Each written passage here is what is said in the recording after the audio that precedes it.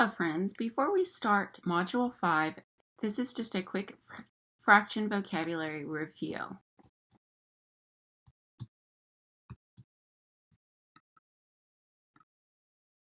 First, a fraction is an equal part of a whole number.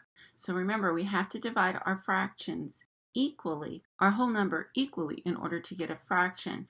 So when we do our work, we also have to remember that we have to try to show our work as an equal. A numerator is the number that goes above the fraction line, shows how many parts are being used or talked about. So if we look at our example pizza, we're talking about 3 parts because someone has already taken 1 piece. And the denominator is the number below the fraction line, and it shows how many parts are how many equal parts of the whole. So it was how many parts our whole was divided up into. So at one point our pizza had 4 pieces, and so our numerator shows that there are 3 pieces left, and we started out with 4 equal pieces. A unit fraction is a fraction that always has a 1 in the numerator. And no matter what, when we're talking about a unit fraction, there's always the number 1 in the numerator.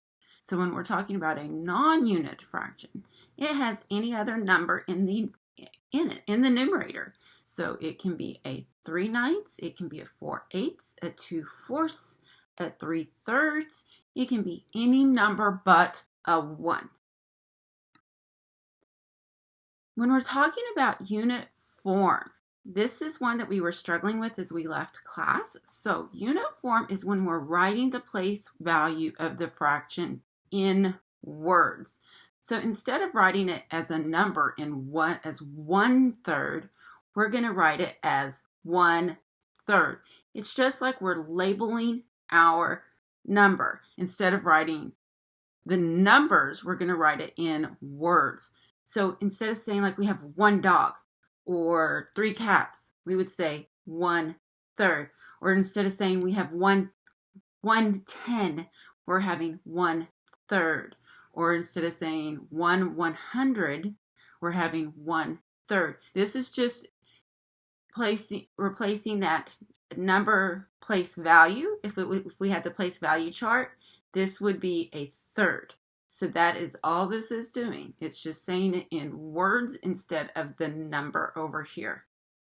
Copies. So a lot of times our homework says, how many copies are there? And this refers to the number of unit fractions in one whole. So remember, when we're talking about unit fractions, again, it's always a 1 in the numerator. So 1/4 plus 1/4 plus 1/4 plus 1/4. It has 4 copies because it takes 4 1/4 to make one whole. So there's 4 copies of 1/4 to make one whole. And then an equivalent fraction. It looks like 2 totally different fractions, but they're equal. And they have the same meaning. So I can have 1/2 and I can have 2/4. But as you can tell in our diagram, they're the same because they become equal. And because when I shade them, they have the equal amount shaded. So an equivalent fraction, they may not look the same, but they become the same. As we learn how to manipulate our numbers, we'll learn more about an equivalent fraction. I hope that you use this as a reference as we work through fractions, and have a great day.